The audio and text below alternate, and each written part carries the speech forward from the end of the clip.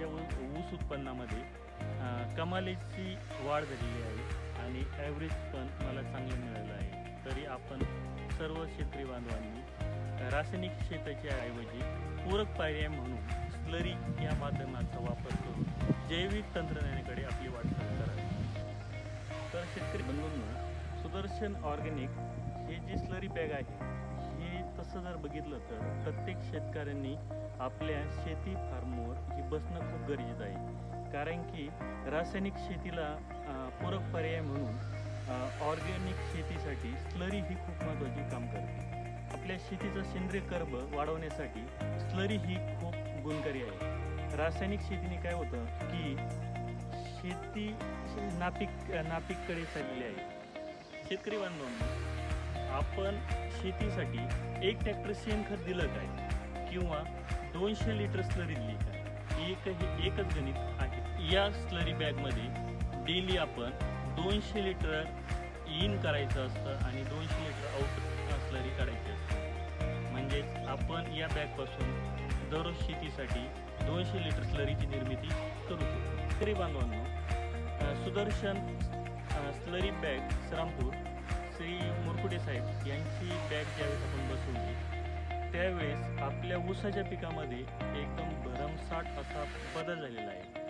कारण की आपल्याकडं डाळिंबाची जी बाग आहे त्यासाठी सुद्धा यामध्ये खूप मोठा बदल झालेला आहे। ऊसाचं उत्पन्न दुपटीने वाढलेलं आहे। बांधवांनो, जुनी जी आपली पद्धत आहे, पारंपरिक पद्धत, रासायनिक खत व्यवस्थापन करणे वगैरे, या गोष्टी दिवसेंदिवस कालबाह्य होत चाललेल्या आहे। तरी आपणास मी एक गोष्ट येथे नमूद करू इच्छितो की आपणास शेतीमध्ये जर टिकायचं असेल तर सेंद्रिय शेतीशिवाय पर्याय नाही। जर आपण सेंद्रिय शेतीची जर कास धरली नाही तर आपली शेती येणाऱ्या काळामध्ये पूर्ण धोक्यामध्ये जाण्याची शक्यता आहे। आणि जो शेतकरी सेंद्रिय शेतीकडे वाटचाल ज्यांनी सुरू केलेली आहे त्यामध्ये 100% सुधारणा झालेली आहे। आणि जो शेतकरी सध्या बदल स्वीकारण्यास तयार नाही त्याच्या शेतीचं गणित 100% बिघडण्याची शक्यता आहे। ऊस पीक मोठ्या प्रमाणात घेत असतो आणि बऱ्याचदा दिवसेंदिवस असं घडत चाललंय की आपण खर्च खूप करतो पण शेतीचं उत्पन्न आणि ऊसाच्या पिकाचं उत्पन्न आपलं खाली होत चाललं आहे। आपण रासायनिक खताचा भरपूर मारा करतो, खर्चाच्या मानाने उत्पन्न कमी निघतं।